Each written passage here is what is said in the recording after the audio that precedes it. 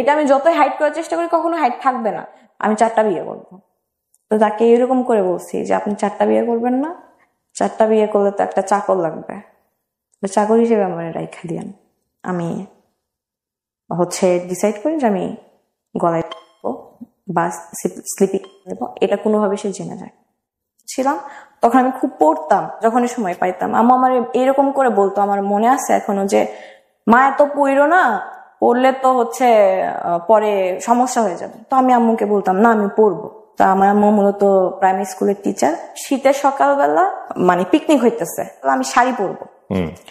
তো আম্মুকে বলতেছি যে আম্মু আমি শাড়ি পরবো, আমাকে শাড়ি পরাই দেন। আমি ছোট, আমার স্পষ্ট মনে আছে, এখন আমার মনে আছে।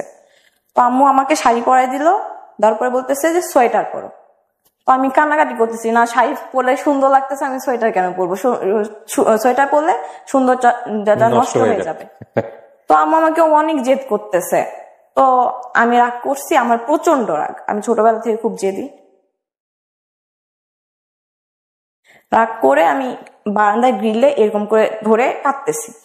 তো আম্মু আমাকে ধরতে গেছে, আমি সাথে সাথে মাথা ঘুরে পড়ে যাই। হ্যাঁ, তো পড়ে যাওয়ার প্রায় 5-6 মিনিট আমি সেন্সলেস হয়ে থাকি। এটা কোন ক্লাসে থাকা? ক্লাস না, আমি তখন প্লে নার্সারিতে কোথাও পড়ি না। মূলত আমার যখন বুদ্ধি বয়স হয়েছে, আমি তখন মনে রাখা শুরু করি। তো আমি অনেক ভয় পাই, মাথা অনেক পানি ঢালা হয়। কয় ভাই বোন আপনারা? 1 ভাই 1 বোন। আপনি বড় না ছোট? আমি ছোট, আমার বড় ভাই আছে। এরকম কন্টিনিউয়াসলি 2-3 বার হয়। এটা কি রাগ করেই সেন্সলেস হয়ে যায়? হ্যাঁ, আমি যখন রাগ হইতাম বা মানে এত বেশি রাগ যে সেন্সলেস হয়ে যায়। শিশু বিশেষজ্ঞকে দেখাইলো, পুরা মাথা স্ক্যান করলো, কোনো অসুখ বা রোগ ধরা পড়ে নাই। তো ওষুধ দিল, কাজ হয় না। তো হয় না, গ্রামের মানুষ বলে যে কবিরাজ দেখাও, এই টাইপের কিছু। তো আমাকে অনেক ট্রাই করছে, রংপুর পীরের কাছে পর্যন্ত নিয়ে গেছে।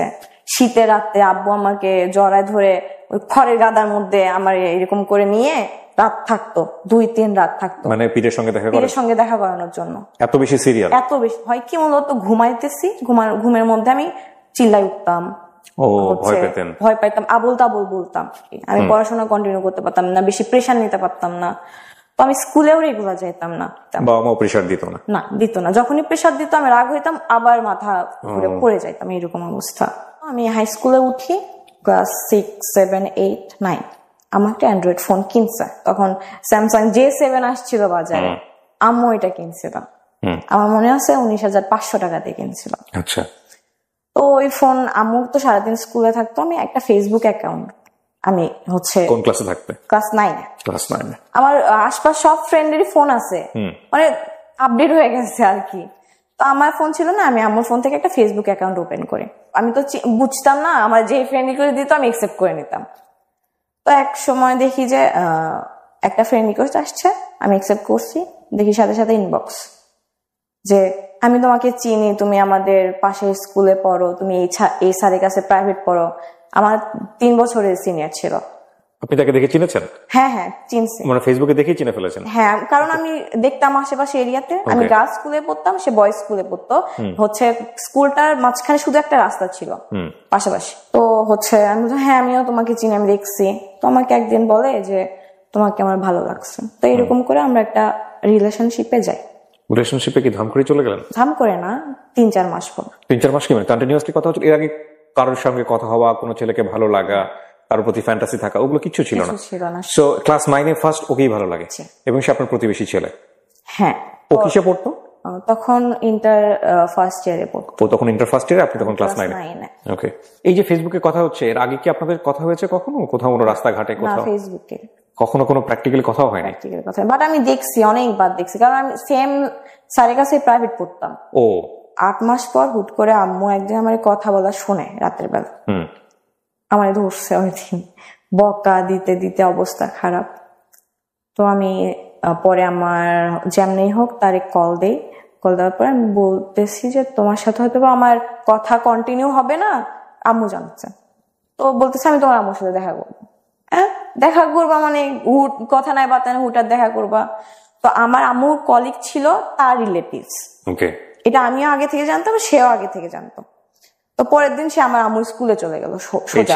হ্যাঁ, সোজা আমার আম্মু স্কুলে চলে গেল, ডিরেক্ট আম্মুকে বিয়ের প্রস্তাব দিচ্ছে যে আমি আক্ট করে রাখতে চাই, আমি আপনার মেয়েকে ভালোবাসি বা এই টাইপের কিছু। আম্মু তাকে বুঝাই শোনাই, বলছে যে তুমি বাসায় যাও, তোমার আব্বু আম্মুর সাথে কথা বলো। তো সে বাসায় গেছে। বাসায় যাওয়ার পর তার আব্বু আম্মুর সাথে কথা বলছে যে আমি এরকম একটা মেয়েকে পছন্দ করি, বাসায় জানাজানি হওয়ার পর এরকম হয়েছে। তো তার একটা কাজিন ছিল, মেয়ে কাজিন, এইরকম আপনার রিলেশন করার ইয়েতে সুইসাইড করছে অনেক বছর আগে, 3-4 বছর আগে। তখন 3-4 বছর আগে, 2016 সালে, 3-4 বছর আগে। তো আব্বু আম্মুর মধ্যে ঘটনাটা 2016 সালে। হ্যাঁ, তার 3-4 বছর আগে তার ফ্যামিলিতে এরকম একটা সুইসাইডের ঘটনা আছে। তো আব্বু আম্মুর মধ্যে জিনিসটা ভয় কাজ করে যে আমার ছেলে হচ্ছে আপনার অনেক ভালো স্টুডেন্ট, বুয়েটে পড়ার মতো স্টুডেন্ট ছিল সে। হি ওয়াজ ভেরি মেরিটোরিয়াস, খুব ভালো, খুব। ওকে, ওর হাতের লেখা দেখলাম মানে খুবই ভালো। দেন যদি রাজি না হয়, এরকম বলতেছিল যে রাজি না হলে যে কোনো কিছু করে নিতে পারে। তো তার আব্বু আম্মু আমার আব্বু আম্মুর সাথে কথা বললো, বাট ছেলেটা ছিল অসাধারণ সব দিক থেকে। অসাধারণ বলতে স্টুডেন্ট ভালো, ক্যারেক্টার ভালো। আব্বু আম্মুকে অনেক বোঝানো হয়েছে, তার রিলেটিভস যেটা ছিল সে বোঝানো হয়েছে যে ছেলে ভালো, সে ব্রাইট ফিউচার। আমি জানি না 7 দিনের মধ্যে কি এমন হয়ে গেল, আমাদের ছোট করে একটা কাবিন হইল 7 দিনের মাথায়। আমিও এখন আমি সেন্সে কাজ করে না আমার আব্বু আম্মুকে কি বোঝানো হয়েছে, তার আব্বু আম্মু কি কথা বলছে, আমার আব্বু আম্মু কি বলছে। কিন্তু আপনার আব্বু আম্মু আপনাকে কি অ্যাপ্রোচ করছে সেটা আমার কাছ থেকে শুধু বলছে যে তুমি কি ছেলেটাকে পছন্দ করো। আমি অবভিয়াসলি পছন্দ করতাম। সে যখন বাসায় বলছে যে বিয়ে না করলাম, এটা করবো ওটা করবো, আমার মাথার মধ্যে এটা থট ছিল যে আমার জন্য যদি ছেলেটা সুইসাইড করে নাই তাহলে আমার কিন্তু সারা জীবন একটা বোঝা হচ্ছে নিয়ে চলা লাগবে। কোথা থেকে কি হইলো 7 দিন 8 দিনের মাথায় আমি নিজেও জানি না। আপনার ফ্যামিলিতে আর্লি ম্যারেজ ব্যাপারটা আছে? না, আমি ফার্স্ট। আপনার ভাই তখন আপনার বয়সে গ্যাপ? আমার ভাই এগুলো বিষয়ে কিচ্ছু জানতো না। কি বলেন? কিচ্ছু না। আমি সেটা পরে আসতেছি, কিচ্ছু জানতো না। আমার মেয়ের আক্ত হচ্ছে ভাই জানবে না, তারা তো ফ্যামিলিতে এটা নিয়ে কোশ্চেন উঠতে পারে। হ্যাঁ, ভাইয়াকে কেন গোপন করা হয়েছে বিষয়টা? এটা হচ্ছে জানি না কেন গোপন করা হয়েছিল, আব্বু আম্মুর ডিসিশন ছিল এটা। ইউ নো দ্যাট, বাট আপনি বলতে চাচ্ছেন না। আপনি বলতে পারেন আমি আসলেই জানি না। আপনি আজ পর্যন্ত জানেন না? এখন পর্যন্ত জানি না যে কেন গোপন করা হয়েছে ভাইয়ের কাছ থেকে। এটা কিন্তু একটা বড় মিস্ট্রি হয়ে যাচ্ছে, এবং মিস্ট্রি জায়গা থেকে অনেক ধরনের কোশ্চেন রেজ হবে বিষয়টা। তো ফ্যাক্টটা হচ্ছে এটাই যে আপনার ভাইয়ের বয়স কত ছিল ওই সময়টাতে? ভাইয়া তখন কি করছে ওই সময়টা? তুমি honours second year. Definitely it's a big question. মানে আপনার ফ্যামিলি যদি এটা গোপন করে থাকে আপনার ভাইয়ের কাছ থেকে, তার মানে এটা আপনার ফ্যামিলি কেন করবে? এটা ইলজিক্যাল হয়ে গেল বিষয়টা। I don't know, actually I don't know. বা আপনি কি এমন কোনো কিছু করেছিলেন ফ্যামিলিতে, বা ও কি এমন কোনো কিছু করেছিল যেটা আলটিমেটলি সবাই খুব টেনশনে পড়ে গিয়েছিল? না, এরকম কিছু ছিল না। Are you sure? হ্যাঁ, সবাই দেখতেছে, আমি জানি এরকম কিছু ছিল। তারপর ছোট করে তার ফ্যামিলি, তার আপনার ভাইয়া তখন কোথায়? ভাই ঢাকায়। তার বাবা মা, আমার বাবা মা কাজী অফিসে যে ছোট একটা কাবিন করে কাগজ, ওখানে আমি সাইন করি, সেও সাইন করে। এই কি আপনার ছেলের সাথে প্রথম দেখা ফিজিক্যালি নাকি তার আগে দেখা হয়েছে? তার আগে দেখা হয়েছে, বেশ কয়েকবার দেখা হয়েছে। আমি একটা কোচিং সেন্টারে কোচিং করতাম, কোচিং এ যখন ব্রেক দিত তখন কোচিং সেন্টারের পিছনে দেখা করতাম, ওখানে আসতো, গল্প করতাম 2-1 মিনিট বা 5 মিনিট বা 7 মিনিটের জন্য কথা বলতাম, তারপর আবার কোচিং ব্যাক করতাম। আপনাদের মধ্যে কি এমন কোনো পরিস্থিতি তৈরি হয়েছিল যেটা যে আসলে বিয়েটা বা আক্ত করাটা আসলে খুব জরুরি ছিল? সে পাগল ছিল। প্রেমে পড়লে সবাই পাগল হয়, সেটা অন্য বিষয়। আমি আসলে আপনাকে বোঝাতে চাচ্ছি, কোশ্চেন করতে পারবো না এই বিষয়টা নিয়ে, যে এমন কোন ব্যাপারে আপনারা মুভমেন্টে চলে গেছেন বা এমন কোন লেভেলে চলে গেছেন যেটা আসলে এরকম কিছু ছিল না। ওকে, তো ছোট মানুষ, সেগুলো বুঝতামই না। তো তারপর সে কোথাও চান্স পায় না। পাগল ছিল কেন বলছেন? আমি জানি না, সে আমার প্রতি আমারে না পাইলে মরে যাবে এরকম টাইপের ছিল। তো প্রেমে পড়লে সবাই বলে এরকম, হ্যাঁ, তোমাকে ছাড়া আমার জীবন বৃথা, তোমাকে ছাড়া আমি সকাল বিকাল 2 বার করে মারা যাবো, এরকম কথাও অনেকেই বলে, সেটা সমস্যা নাই। এইরকমই প্রবলেম ছিল। তো তারপর সে এইচএসসি এক্সাম দেয়, এক্সাম রেজাল্ট খারাপ। আক্তের পরে কি হইলো একটু বলেন না? আক্তের পরে তো আপনারা তো বিবাহিত? না, আমরা সেপারেশনে থাকতাম। এটা ডিসিশন ছিল যে সে পড়াশোনা করে এস্টাবলিশড হবে, আমি পড়াশোনা করব। তারা যখন একটা বয়সে যাবে তখন বড় একটা অনুষ্ঠান করে উঠাই দেওয়া হবে। এটা শুধু 2 ফ্যামিলির মধ্যে গোপন ছিল। আমি আমার বাসায় থাকতাম, সে তার বাসায় থাকতাম, আমরা মাঝে মধ্যে দেখা করতাম, রেস্টুরেন্টে ঘুরতে যাইতাম, এতটুকু অব্দি। তার রেজাল্ট খারাপ হলে গ্রেড আসে, খুবই খারাপ। মানে ওইরকম ছেলে থেকে এটা আশা করা যায় না। খারাপ হওয়ার পেছনে কে, মানে দুইজনেই দায়ী। আমরা সবসময় ঝগড়া করতাম, কম বয়স না, ঝগড়া করতাম, ইফেক্ট পড়তো। সে পড়াশোনা করতো না, কান্নাকাটি করতো ঝগড়া করার পর। আমি ব্লক মারতাম ফোনে, কথা বলতাম না। আমি তাকে বাজে কথাই বকাও দিতাম। এখন মনে হচ্ছে না এটা ভেরি ভেরি ইম্পর্টেন্ট স্টোরি। ওর বয়সী, ওই সময়ের বয়সী যারা টিনেজার তাদের জন্য না, সেই সব বাবা মায়ের জন্যও যারা এরকম ডিসিশন নেন বা নিতে বাধ্য হন। তো বাসা থেকে তো একটা আমার উপরও তো আসবে না যে তোমার জন্য হচ্ছে আমার লিটারালি তার বাবা বলে যে ওই মেয়ের সাথে হচ্ছে কাবিন করার পর আমার ছেলেটা লাইফ শেষ, আমার মুখের উপর বলা হয়েছিল। আমিও তখন এসএসসি দেই, হ্যাঁ, একটা সাবজেক্ট আমার ফেল আসে। কত সালের এসএসসি? 19 সালে। কি নিয়ে ঝগড়া হতো আপনাদের মধ্যে? অন্য কোনো ছেলেরা কেন ফেসবুকে অ্যাড করছো? থার্ড পারসন নিয়ে ঝগড়া হতো। তাহলে আমার কোনো ফ্রেন্ড থাকতে পারবে না, মেয়ে, ইভেন মেয়ে ফ্রেন্ডও না। আমার একটা ফ্রেন্ড ছিল, ফ্রেন্ডের নাম আমি মেনশন করি। ও অনেক ভালো একটা মেয়ে ছিল, আমাকে বাইরে যাইতে দিত না।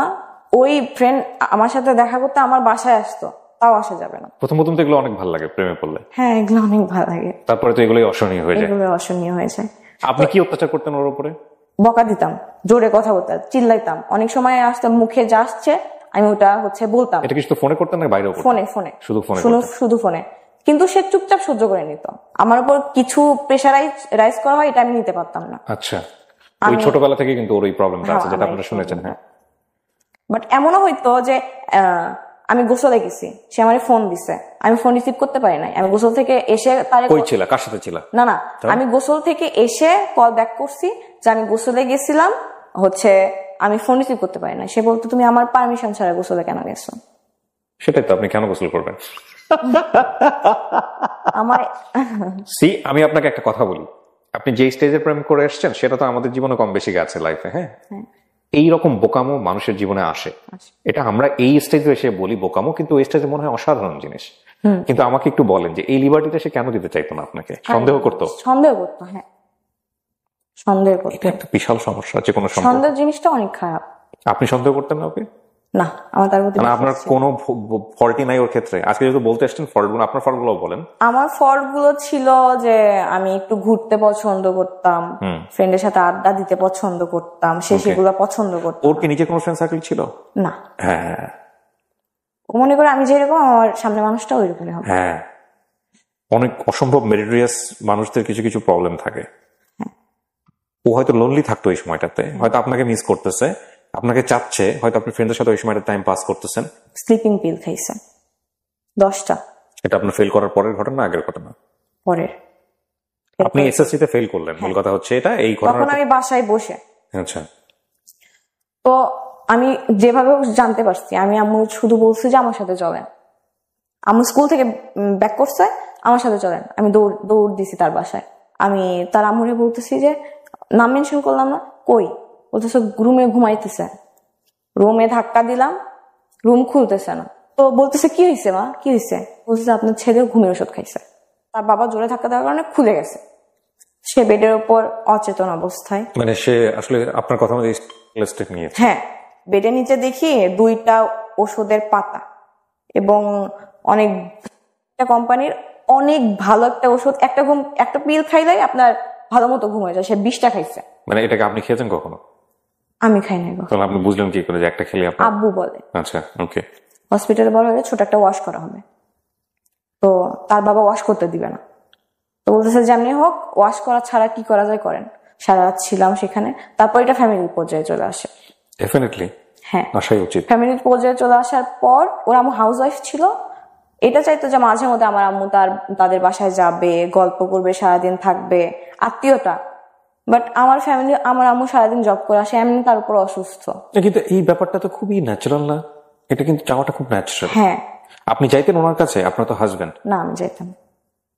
আমাদের এটা ছিল না, কন্ডিশনে ছিল না। সো ডেফিনেটলি এটা তো মানাটা একটা হাজবেন্ডের জায়গা থেকে। একে তো হচ্ছে সে লোনলি একটা পার্সন, তার লাইফটা অন্যরকম।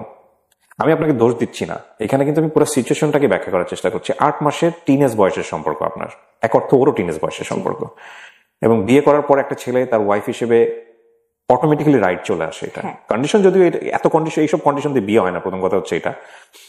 তারপরেও করলেন, এবং সে নিশ্চয়ই চাইতো আপনাকে যে তুমি আমার সঙ্গে একটু পার্সোনাল টাইম পাস করো। যখন ফ্যামিলি পর্যায়ে যায়, মাঝে মধ্যে যখন সে থেকে তখন আমি তার বাসায় যে 2-1 দিন থাকবো, সে আমার বাসায় এসে 2-1 দিন থাকবে। এরকম হয়েছে 2-3 দিন গেছি।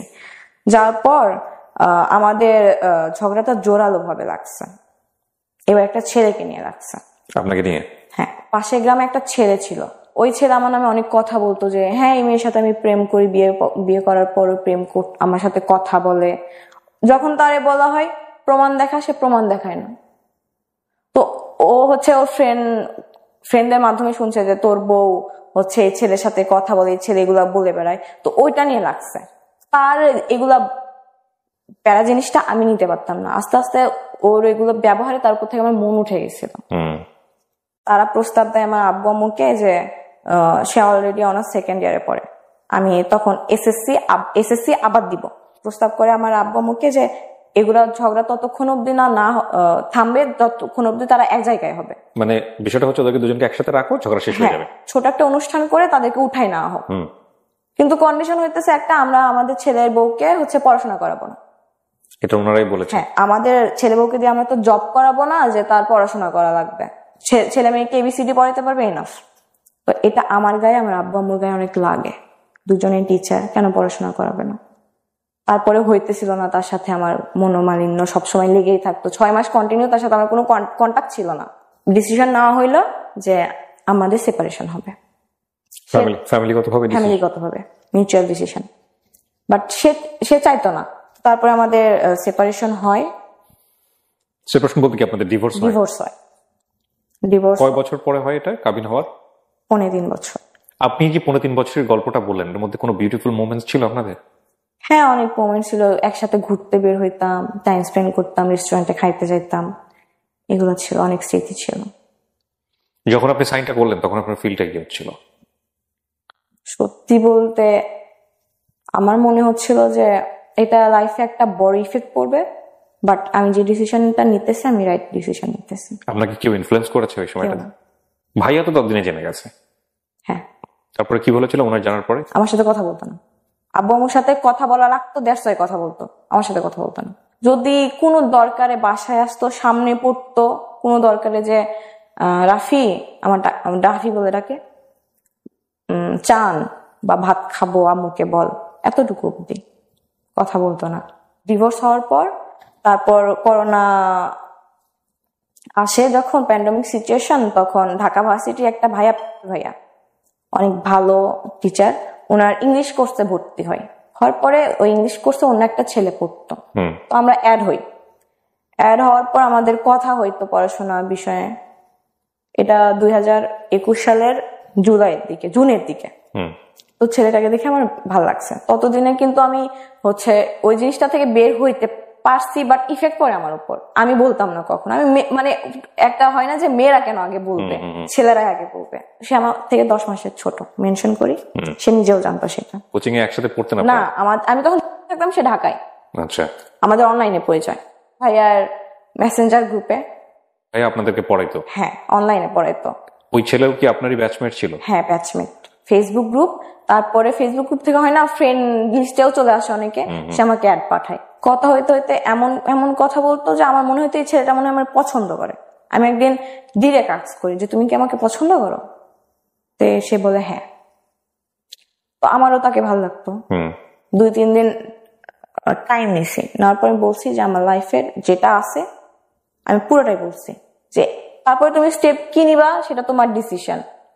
কারণ এটা আমি যতই হাইড করার চেষ্টা করি কখনো হাইড থাকবে না। তো সে বলল যে আচ্ছা আমরা ফ্রেন্ড হয়ে থাকি, তুমি আমাকে একটা কথা দাও যে তুমি কখনো রিলেশনশিপে যাবো না, আমিও কখনো রিলেশনশিপে যাব না, আমরা ফ্রেন্ড হয়ে থাকবো, ফিউচারে কি হবে সেটা দেখা যাবে। ওকে, ফাইন। এটা জুন মাস। সো কত সালের জুন মাস? 2021 সালে। সো প্রথমে এসে আপনাকে প্রপোজ করেছে প্রেমের প্রস্তাব। হ্যাঁ। পরে যখন জেনেছে তখন বলছে ফ্রেন্ড হয়ে থাকি। হ্যাঁ। ওকে। জানি না, ছেলেটার প্রতি আমি দিন দিন উইক হয়ে পড়ছি প্রচন্ড পরিমাণে। প্রচন্ড বলতে প্রচন্ড। তাকে তো সবসময় ভিডিও কলে দেখতাম, ছবিতে দেখতাম। আমার ইচ্ছা করলো আমি তাকে সরাসরি দেখবো। তার গ্রামের বাসা ভোলাতে। তাকে আমি বলি যে আমি তোমাকে দেখবো, তো বলে যে তো আমি তাকে দেখার জন্য ভোলাতে যাই। থেকে ভোলার ডিস্টেন্স 550 কিলো। আপনি ও জানতো যে আপনি ভোলাতে যাচ্ছেন? না। এটা কয়দিনের মধ্যে?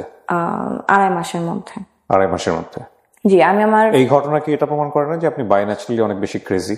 হ্যাঁ, আমার রাগ অনেক, বাট এরকম কারোর প্রতি ক্রেজিনেস বা কারোর প্রতি এত সেটা ঠিক আছে, হয়তো এরকম কোনো সাবজেক্ট পাননি যেটা এক্সপ্লোর করার মতো, বাট আপনার ক্রেজিনেসটা এই লেভেলে যাইতে পারে সেটার মতো কিছু একটা ঘটেছে আপনার লাইফে এবং সেটা আপনি করেছেন। তো আপনি ধাম করে চলে গেলেন নাকি বাসায় কাউকে জানিয়েছিলেন? না, বাসায় আম্মুকে বলছি যে আমার একটা ফ্রেন্ডের বিয়ে, আমি মিথ্যা কথা বলছি, আম্মুকে মিথ্যা কথা বলি যে আমার হচ্ছে একটা ফ্রেন্ডের বিয়ে, 2 দিন আমাকে সেখানে স্টে করা লাগবে। এদিকে আমি আমার বেস্ট ফ্রেন্ড ছিল তখন, রাহিম, নামটা মেনশন করতেছি, আর আমার চাচাতো ভাইকে নিয়ে একটা প্রাইভেট কার ভাড়া করে রেন্টে করে নিয়ে আপনি শেয়ার করলেন কার সঙ্গে? আমার বেস্ট ফ্রেন্ড। ওকে আপনি শেয়ার করলেন যে আমি তোমাকে নিয়ে এখন ভোলাতে হ্যাঁ যাবো, আমার থেকে 2 বছরের সিনিয়র, বাট অনেক ভালো। তো যাই, আমার এখনো মনে আছে তারিখটা, 7ই আগস্ট বিকেল 5টায় রওনা দিই আমরা, যে আমরা সকাল 7:30টায় পৌঁছাই ভোলার 0 পয়েন্টে। সে জানে না যে আমি গেছি ওইখানে।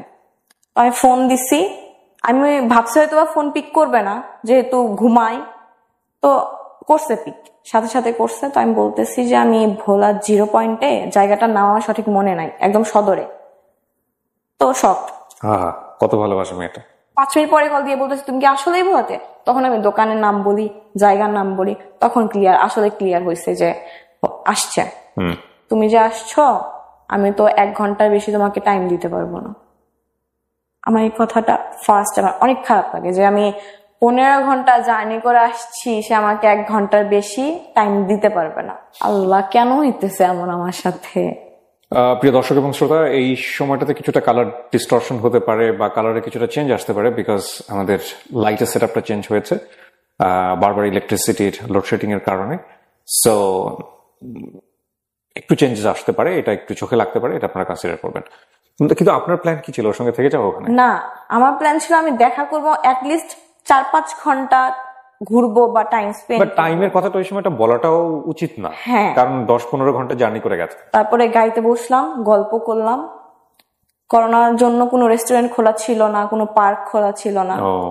তো আমরা সে আমাকে বললো যে তোমাকে একটা লেকের পাড়ে নিয়ে যাই, চলো। তো সবাই, আমার কাজিন, আমার ফ্রেন্ড, গাড়িতে বসলাম, গেলাম। আর ভোলা না, একটু পরপর মসজিদ, অনেক সুন্দর সুন্দর মসজিদ। আমার এই জিনিসটা অনেক ভালো লাগছে, এত সুন্দর সুন্দর মসজিদ। আমি এটা বলছি যে আপনাদের হচ্ছে ভোলাতে অনেক সুন্দর সুন্দর মসজিদ, ঢাকার থেকে অনেক। আপনি বলতেন? হ্যাঁ, এটা চলে আসছে আমার রেসপেক্টের জায়গা থেকে। ড্রাইভার আঙ্কেল যে, সে বলতেছে যে 5টার ফেরিটা যদি আমরা মিস করি, আমাদের কালকে সকাল অব্দি ওয়েট করা লাগবে। তো বলতেছে আমি তোমার সাথে ফেরি ঘাট অব্দি যাবো, অনেক ছবি উঠাই, ভিডিও করি। এখনকার করে না টিকটক, করছি কয়েকটা ভিডিও। টিকটক করতেন আপনি? এখনো করেন? না, তার জন্য ছেড়ে দিছি। এই ছেলেটার জন্য? হ্যাঁ, পছন্দ করতো না। তো তারপরে সে আমার সাথে থাকতে পারতেছে না, তো অনেক আমি বললাম যে আপনি এখান থেকে বাসায় যান। হ্যাঁ, তো সে কোন এক ফ্রেন্ডকে ফোন করলো যে তুই আমার বাসায় একটু ম্যানেজ করিস, যদি ফোন দেয় আম্মু বলিস যে আমি তোর সাথে আছি। তো সে আমাকে বললো যে আমি তোমার সাথে বরিশাল পর্যন্ত যাব, মানে নদীটা পার হইলে বরিশাল জেলা। তো আমি খুশি হইলাম যে হ্যাঁ, অ্যাটলিস্ট যেটা বলছে যে 1 ঘন্টা থাকবে, তার থেকে বেশি সময় সে তো কোম্পানি দিচ্ছে। হ্যাঁ, তার জন্য আমি গিফট নিয়ে গেছি, 2-3টা টি-শার্ট, একটা ঘড়ি। ওই ঘড়িটা আমি অনেক কষ্ট করে আমি ওই ঘড়িটা ম্যানেজ করছি। সে চকলেট খাইতে পছন্দ করতো, এগুলো নিয়ে গেছি। বলতেছে এগুলো আমি কিভাবে নিয়ে যাবো, আমি তো এগুলো নিয়ে বাসায় ঢুকতে পারবো না। আমি অনেক কোশ্চেন জিজ্ঞেস, বলতে তো সমস্যা হবে। হ্যাঁ, সুন্দরভাবে বিদায় দিল আমাকে। আমি অনেক মজা নিয়ে আসছি যে তার সাথে অন্তত দেখা হয়েছে আমার। আমি ভোলা থেকে যাওয়ার 8 দিনের মাথায় সে ঢাকায় আসে কলেজে অ্যাসাইনমেন্ট জমা দেওয়ার জন্য। ঢাকাতে পড়তো সে? হ্যাঁ, আমি ভাবলাম আমি আবার যাবো তার সাথে দেখা করতে ঢাকাতে। হ্যাঁ, কি মানে আমি জানি না তখন কি বলছি, যে কোনো একটা বলে ম্যানেজ করছে আম্মুকে। আর আমারকে আম্মু কখনো না বলে না, আমার বিকজ অফ ওই ইনসিডেন্টের কারণে। ইনসিডেন্টের কারণে, প্লাস আমি অসুস্থ, যদি আমাকে একটা জিনিস নিয়ে না করে আমি রেগে যাই, যদি আবার মাথা ঘুরে পড়ে যায়, আবার অসুখটা আবার ব্যাক করে, এটার ভয়ে আব্বুকে বলা হয়েছে যে পিকনিকে যাচ্ছি। তো আমি আমার ওই ফ্রেন্ড আবার ওই কাজিনকে নিয়ে আমি ঢাকায় আসি। ঢাকায় এসে তাকে কল দেওয়া হয়। কল দেওয়া হওয়ার পর 10 নাম্বার, মিরপুর 10-এ কল দেওয়া হয়েছে যে 10 নাম্বারে আছে, আসো। সেও জানে না যে আমি আসছি। আমি আমার ফ্রেন্ডকে দিয়ে কল দেওয়া হয়েছি যে তুমি বলো তুমি আসছো ঢাকায় কাজে, তুমি ওর সাথে দেখা করবা। তো সে আসে, একসাথে খাওয়া দাওয়া করলাম, বসলাম, খাওয়া দাওয়া করলাম। সন্ধ্যার পরে সে হোটেলে আসলো যে চলো তোমাদের হোটেল অব্দি পৌঁছাই দেই, তারপর ওখানে কিছুক্ষণ গল্প করে আমি চলে আসবো। সে হোটেল অব্দি আসলো, আসার পরে সবাই মিলে গল্প করলাম, 8 ঘন্টা মতো গল্প করে তার বাসা থেকে ফোন আসলো, সে চলে গেল। তো আমি রাতে তাকে কল দিলাম যে কালকে সকাল থেকে বিকাল অব্দি আমাকে টাইম দেওয়া লাগবে আপনার। সে কোনোভাবেই রাজি না, সে অজুহাত দিচ্ছে যে সে কি তখন ঢাকাতে? হ্যাঁ, ঢাকাতে। তার ফ্যামিলি তো ভোলাতে, সে ঢাকাতে কি করে? না, সে তার ফুল ফ্যামিলি ঢাকাতে সেটেল। তাহলে ওই সময়টাতে সে ভোলাতে ছিল করোনার জন্য। তো সে অজুহাত দেয় যে খালামণি বাসায় যাওয়া লাগবে, আম্মু বের হইতে দেবে না। আসলে এগুলো কিচ্ছু না, আমি তো বুঝি। আমি বাসায় ম্যানেজ করে ঢাকা অব্দি আসতে পারছি, তুমি আমার জন্য সকাল থেকে বিকেল অব্দি টাইম বের করতে পারবা না, তাও ঢাকাতে। মানে কেউ আপনাকে পছন্দ করতো না? পছন্দ করতো, বাট আমি জানি না কেন চাচ্ছিল না। এই তো আমার ইনসিডেন্ট আছে, এই জন্য আমার থেকে একটু দূরে দূরে থাকতো। ও ফাইন, ইনভলভটাও ওভাবে চাচ্ছিল না। ঠিক আছে, ধরি মাছ না ছুঁই পানি, এটাই। হ্যাঁ হ্যাঁ, এক্স্যাক্টলি। সে প্রচন্ড চালাক। সে বলতেছে বিকালে বের হবো, বিকালে 1-1.5 ঘন্টা তোমার সাথে লাভ রোডের দিকে যাব, ওখানে কোথাও বসে গল্প করে। লাভ রোড কোথায় এটা? মিরপুর 2-এ। আমি বললাম না, সকালবেলা আমি সকাল থেকে বিকাল অব্দি আপনার সাথে থাকবো, কারণ আমি আসছি আপনার সাথে টাইম স্পেন্ড করার জন্য, আপনি আমাকে 2-3 ঘন্টা কেন দিবেন? তো সকালবেলা বের হয়েছে 10টার সময়, ঘুরছি ঢাকা শহর, যমুনা ফিউচার পার্কে, বসুন্ধরা সিটিতে, পার্ক, রেস্টুরেন্ট। আমার সাথে যতক্ষণ ছিল আমি কখনো এটা ফিল করতাম না যে তার সাথে আমার ফ্রেন্ডশিপ, বয়ফ্রেন্ড গার্লফ্রেন্ড। আপনি এটা ফিল করতেন? আমি ফিল করতাম, সেও ফিল করতো। কিন্তু আপনাদের মধ্যে কোনো ওয়ার্ড দেওয়া হয়েছিল যে না, সে কমিটেড ছিল না আমার সাথে কোনোভাবে। সে তো ক্লিয়ার করেছিল বিষয়টা। ক্লিয়ার করেছিল, সেই জায়গাতে সে ট্রান্সপারেন্ট ছিল ডেফিনেটলি। ওই তো ধরি মাছ না ছুঁই পানি। আর আপনি না, কিন্তু আপনার উইকনেস তো আপনি তাকে বুঝিয়ে দিয়েছেন, এখানে আপনি দোষ দিবেন কিভাবে? হ্যাঁ, আপনি যখন তাকে আপনার উইকনেসটা বুঝিয়ে দিচ্ছেন, সে কি ডেফিনেটলি আপনাকে বাধা দিয়েছিল যে না ঠিক আছে তুমি তোমার সীমানাটা মেইনটেইন করো, এর চেয়ে বেশি আগে? আমারে বলতো যে হচ্ছে তোমার ক্রেজিনেসটা বেশি হয়ে যাচ্ছে, এটা একটু কন্ট্রোল করো, এটা সবসময় বলতো আমাকে। সে সব দিকে মেইনটেইন করে চলতো, বললাম না যে আপনাকে ছাড়তেও চাইতো না, আবার ধরতেও চাইতো না, বিয়েও করার তো ব্যাপার স্যাপার আসতোই না, বাট আপনি তার প্রতি উইক ছিলেন, সেটা আপনি মোটামুটি সবভাবে বুঝিয়ে দিয়েছেন। হ্যাঁ, সবভাবে। সে আমাকে সন্ধ্যার সময় হোটেলে নামায় দিয়ে বাসায় চলে গেল। তো আমি বললাম যে আমি আপনার সাথে কিছু অব্দি যাই। সে আমাকে বলে নাই যে তার বাসা মিরপুর, বলছে 10 এলাকায়। বাসা কোথায় আপনি বলে নাই। আমার কি করছে মিরপুর, কেন বলে না বুঝতে পারছেন তো? হ্যাঁ, তো সে হচ্ছে আমাকে মিরপুর 2-এ শপিং সেন্টার আছে, ওই অব্দি হেঁটে নিয়ে গেল। হেঁটে নিয়ে বলতেছে আমার বাসায় এইদিকে, তুমি হচ্ছে কিছু কেনাকাটা থাকলে শপিং এ করো, আমি বাসায় যাই। রাতে 10টার বাস করব, ব্যাক করলাম। যখন গাড়িতে উঠি আমাকে বলে যে তোমাকে আমি বিয়ে করতে পারবো না, এটা ক্লিয়ার থাকো, তোমার সাথে আমার কিছু পসিবল না। বিয়ের কথাবার্তা হচ্ছিল আপনাদের মধ্যে? আপনি কি অফার করেছিলেন বা এরকম কোনো কিছু? না, সে নিজের থেকে বলে যে তোমার সাথে আমার কোনো ফিউচার নাই, because of you have a incident. এটা সে আপনি যখন গাড়িতে ওঠেন তখন বলে? হ্যাঁ। সে আগবাড়ায় কেন বলতেছিল এই কথাগুলো?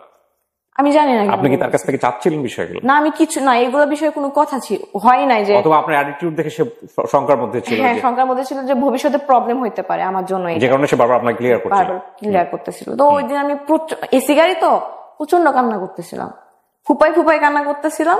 গাড়ির ম্যানেজার আসছে, এসে বলতেছে, আমার ফ্রেন্ড আমার পাশে বসেছিল, যে স্যার কিছু হয়েছে, প্রবলেম? তো আমার মুখ চেপে ধরছে, আমি কান্না করতেছিলাম কন্টিনিউয়াসলি। বলতেছে না, একটু ফ্যামিলি প্রবলেম, ওর মিথ্যা কথা বলেছে, ওর আম্মু একটু অসুস্থ।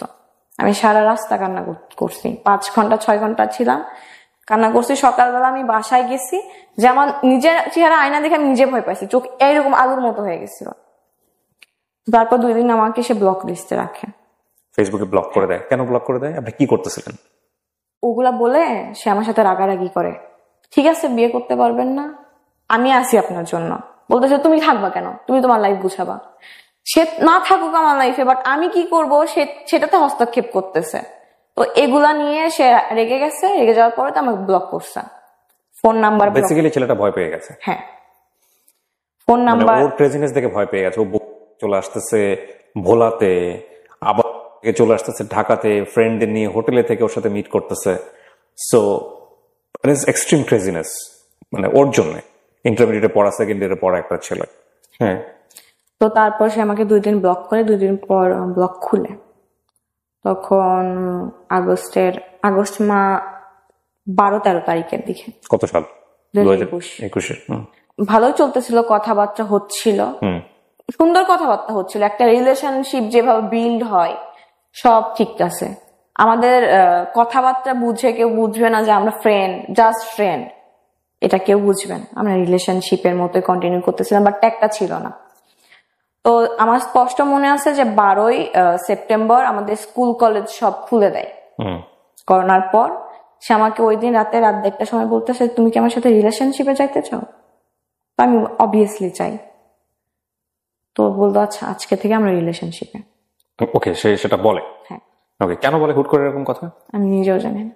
আর তখন যখন যেটা মনে হয় সেটাই করে। আমি তো না বলতে পারি না, আমি সাই দেই। আমি জিজ্ঞেস করি না হুট করে আপনার কেন মনে হইলো রিলেশনশিপ আসতে যাচ্ছে। হ্যাঁ, যেটা পাও ওইটা নিয়ে হ্যাপি থাকবো। সেপ্টেম্বর, অক্টোবর, নভেম্বর, ডিসেম্বরে ঝগড়া হইতো ছোট ছোট বিষয় নিয়ে। আমি একদিন আম্মুর সাথে কথা বলতেছিলাম রাত 1:30টার সময়। আমি পড়তেছিলাম তখন, কারণ তার সাথে আমার সম্পর্ক ভালোই যাচ্ছে, সবকিছু ঠিক যাচ্ছে। আমি পড়াশোনায় ফোকাস করতেছিলাম, যেহেতু ডিসেম্বর এক্সাম, এইচএসসি এক্সাম। তো আমি লাইট জ্বালায় পড়তেছিলাম, আম্মু আসছে যে কি করতেছি দেখতে। তো রাত 1:30টার সময় আমার কাছে একটা আননোন নাম্বার থেকে কল আসে। তো কলটা রিসিভ করি। আম্মু বলতেছে যে কল রিসিভ করিস না, এত রাতে কে কল দিছে। বাট আমার মনে হয়েছে যদি কেউ বিপদে পড়ে বা কোনো ইমার্জেন্সি হয়, তো আমি কলটা পিক করলাম। একটা মেয়ের কণ্ঠ বলতেছে, আপনি রাফিয়া না? হ্যাঁ। আপনি কল দেন কেন? আমি দেখি কলেজে থাকি, আপনি কল দেন, ও কল কেটে দেয়, তারপর আপনি ওকে ডিস্টার্ব করেন, সমস্যা কি আপনার? আমি শকড। তেমন আপনি কে? রাত 1:30টার সময়? হ্যাঁ। আমি বলতেছে আপনি কে? বলতেছে ওর সাথে 3 মাস যাবত আমার রিলেশন। আমি তো যা শকড। বলতে রিলেশন মানে? ও তো আমার সাথে রিলেশনে আছে। বলতেছে হ্যাঁ আমি জানি ও তোমার সাথে রিলেশনে আছে, এটা জানি। তুমি এরপর থেকে নেক্সট টাইম থেকে তুমি ওর কল দিবা না, টেক্সট করবা না, যদি দেখি ফার্দার তোমার খবর আছে। আমি বলছি আমি 100 বার দেবো, কি করবে তুমি করো। সে কেটে দিছে ওই পাশ থেকে ফোন। তারপর আমি কন্টিনিউসলি তাকে কল দিয়ে যাই। মানে আপনার তখন বয়ফ্রেন্ড? হ্যাঁ। সে কলটা পিক করে না, আর মাথা ঘুরতেছে, লিটারেলি মনে হইতেছে যে দুনিয়াটা ঘুরতেছে আমার। এরকম এক্সপেক্ট করি নাই কখনো। তো ফোন ধরার পর আমি বললাম যে এরকম একটা এই নাম্বার থেকে কল দিছিল লাস্টে, এত আপনি কি চিনেন? বলতেছে হ্যাঁ চিনে। আমি বলতেছি কে হয় আপনার? বলতেছে আমি তোমাকে বলি নাই, ওর সাথে আমার লাস্ট 3 মাস যাবত সম্পর্ক, আমি তোমাকে বলি নাই, আজকে মনে হয় ও বুঝতে পারছি, এই জন্য তোমাকে কল করছে। তো আমি তোমার সাথে সম্পর্ক কন্টিনিউ করতে পারবো না, ইভেন তোমার সাথে কন্ট্যাক্ট কন্টিনিউ করতে পারবো না। হুট করে সব কিছুই ঠিক যাচ্ছে। তো আমি রাত 3টার সময় আমার বেস্ট ফ্রেন্ডকে কল দিই, আমি কালকে ঢাকা যাব। তো বলে কেন, কি হয়েছে? সব খুলে বললাম। ওরা কখনো বোঝায় না আপনাকে যে থাম একটু রাখ, এটা কন্ট্রোল কর? বোঝায়, কিন্তু ওরা বুঝে যে আপনাকে বলে লাভ নাই, এসব না বলে লাভ নাই। আমি যেটা বলবো সেটাই। আমরা জ্যামে আটকে গেছিলাম, তো রাত 12টার সময় আমরা ঢাকাতে পৌঁছাই। তো আমি একটা আপুর বাসায় ছিলাম। দেন সকালবেলা 10টার সময় আমরা বের হয়েছি। আমি কল দিছি যে আমি ঢাকায় আছি, আপনি কোথায় আছেন বলেন, আমি আপনার সাথে দেখা করবো। তো বলছে তুমি ঢাকায় কেন? আমি বলতেছি আমার কাজ আছে আপনার সাথে, এই জন্য আমি ঢাকায় আসছি। তো বলতেছে যে আমি দেখা করতে পারবো না, আমি খালামণির বাসায়। মিথ্যা কথা বলতেছে। সে বললো যে তুমি এই রেস্টুরেন্টে আসো, আমি আসতেছি। তো তারপর যে শুনে এটা আমার সাথে প্র্যাঙ্ক করা হয়েছে। প্র্যাঙ্ক করছে? হ্যাঁ, যে আমাকে বোঝার জন্য যে আমি কি রিয়াকশন দেই। তারপর মেয়েটাকে নিয়ে আসো? মেয়েটাকে সাথে আমার কথা হয়েছে। কিন্তু বলেন যে আপনি মেয়েটাকে নিয়ে আসো এখানে, আমি প্র্যাঙ্ক করছে কিনা। আনছে? হ্যাঁ, কথা হয়েছে, প্র্যাঙ্ক ছিল, তারা প্ল্যান করে করছে। এটা আসলে প্র্যাঙ্ক ছিল? হ্যাঁ আসলে ছিল। ওকে। আমার তখন প্রচন্ড রাগ উঠছে। ওঠার পরে বলতেছে, শান্ত করলো, অনেক কিছু বুঝাই। তো ঠিক আছে, আসছি যখন, থাকি 2-1 দিন, আপনার সাথে ঘুরি। তো তারপরে আমি ব্যাক করি পরের দিন। তো আমার এটা প্ল্যান ছিল যে আমি ঢাকায় শিফট হবো। ঢাকায় শিফট হওয়ার একটাই রিজন যে আমি তার কাছাকাছি থাকবো। হ্যাঁ, ঝগড়া হলে ব্লক দিয়ে দেয়, শেষ, আর কোনো যোগাযোগের কোনো ওয়ে নাই। তো তার বার্থডে ছিল, এটা কাহিনী। আমি গেছি ঢাকায় আপনার 5 অক্টোবর থেকে 9 অক্টোবর অব্দি ছিলাম। তার বার্থডে ছিল 16 অক্টোবর। ওকে। আমি খুব অসুস্থ হয়ে পড়ি 12 অক্টোবর। আমাকে স্যালাইন পুশ করা হয়। আমার প্ল্যান ছিল আমি 16 অক্টোবর তাকে সারপ্রাইজ দেবো ঢাকায়, কিন্তু সামহাও আমি একটু সুস্থ হই। সুস্থ হওয়ার পর আমি আমার ওই ফ্রেন্ডকে নিয়ে আবার ঢাকায় যাই 15 তারিখে রাতের বেলা। তো তাকে সারপ্রাইজ দেই, সে খুশি হয়েছে। ওই রাতে আবার আমরা ব্যাক করি। তারপর সে আমার কথা শোনাইতেছে যে আমি যদি আমার একটা ছেলে ফ্রেন্ডকে নিয়ে, মেয়ে ফ্রেন্ডকে নিয়ে যাই তোমার সাথে দেখা করতে, সারা রাত ছিলাম সেই মেয়ের সাথে গাড়ির মধ্যে, তোমার কেমন ফিল হবে? তো আমি আমার ভুলটা বুঝতে পারছি যে যেটা কন্টিনিউ হইতেছে এটা ঠিক হইতেছে না, বা আমি বেশি পাগলামো করতেছি। তার মানে আপনি যদি একটা মানুষকে 20 কেজি ভালোবাসেন, সে মানুষ কিন্তু আপনাকে 2 কেজি ভালোবাসবে, এটা নিয়ম। তো আমি বললাম যে আচ্ছা সরি, আর এটা নেক্সট টাইম রিপিট হবে না। সে এটা নিয়ে আমার অনেক কথা শোনাইছে, আমি বারবার সরি বলছি, বারবার সরি বলছি। যত সরি বলি সে আরো তত কথা শোনায়। তো আমি এক পর্যায়ে চুপ হয়ে গেছি, সরি বলা বন্ধ করে দিছি। 15 দিন কন্টিনিউয়াসলি সে আমার সাথে রুড বিহেভ করে গেছে।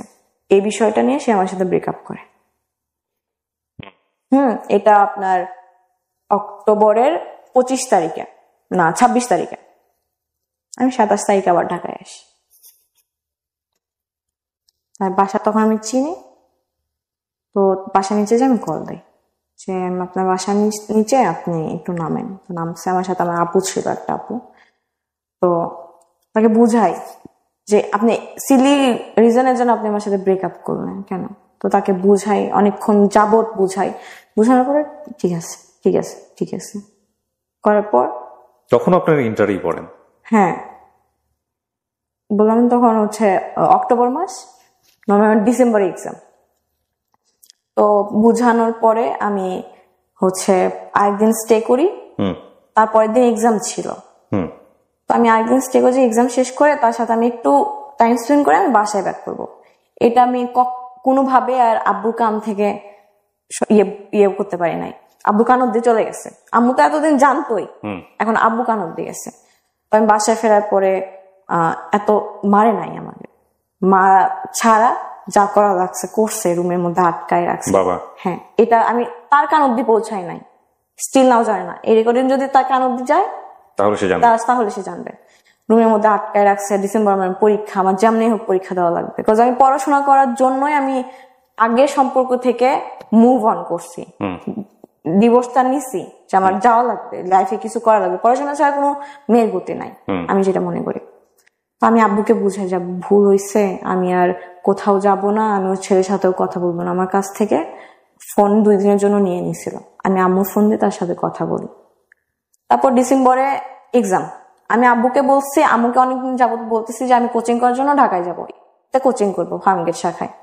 তো আম্মু রাজি ছিল, আব্বু কোনোভাবে আমাকে পাঠাবে না, আমি কখনো বাইরে থাকি না, বাইরে থাকি নাই। আর আব্বু মনে করতো যে আমি বাইরে থাকলে দুষ্টামি করবো, এই জন্য রাজি হচ্ছিল না।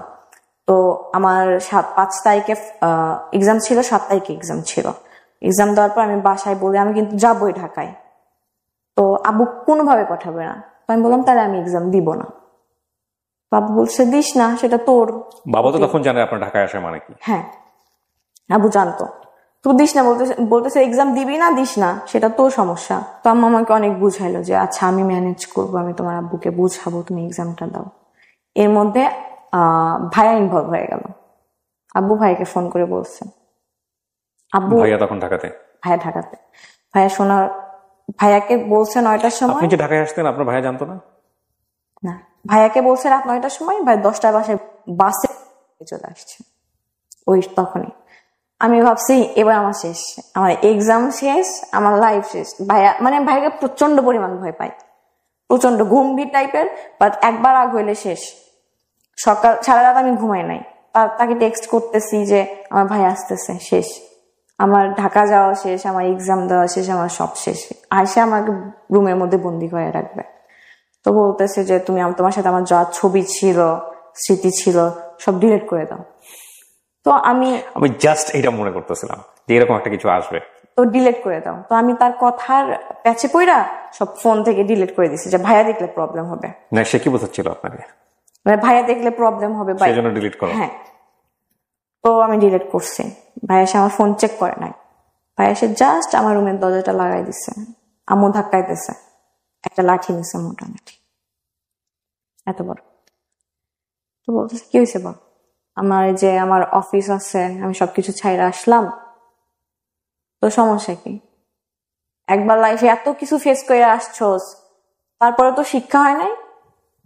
তো আমি জাস্ট চুপ, আমি কোনো কথা বলতে, আমার হাত পা কাঁপতেছে লিটারালি। আম্মু জানালা দিয়ে ইয়ে করতেছে যে ওকে মেরো না, বড় হয়েছে, মায়ের দিয়ে কোনো লাভ হবে না, বুঝাও। তো ভাইয়া বুঝাইলো, আমাকে মারে নাই। বলতেছে ভাইয়ার কথা হইতেছে যে তুমি ঢাকায় গেলে তোমার সাথে আমার সম্পর্ক থাকবে না, হ্যাঁ, আর তুমি যদি পরীক্ষা না দাও, আমি বলছি যে আমি এইচএসসি পরীক্ষা দিব না, অ্যাটেন্ড করবো না, 2টা পরীক্ষা অলরেডি হয়ে গেছে, তাহলে তো ভুলেই যাবা তোমার ভাই না, মানে ভাই বলতে কেউ ছিল। ঢাকায় আপনি যাওয়ার জন্য এত ক্রেজি কেন? মানে তার জন্য জাস্ট মিট করবেন না? তার আশেপাশে থাকবো আমি, ঢাকায় সেটেলড হওয়ার প্ল্যান। বাট পরীক্ষা তো আপনি দিচ্ছেন তখন কলেজে। হ্যাঁ, পরীক্ষাটা দিয়ে না আপনি ঢাকায় আসবেন? হ্যাঁ। তো তার আগে আপনি ঢাকায় আসবেন? তার আগে বলে দিছে যে আমার ঢাকা পাঠাবে না। ও, তার আগে বলে দিছে ঢাকা পাঠাবে না? হ্যাঁ, এই জন্য আমার এত ক্রেজিনেস। ওকে।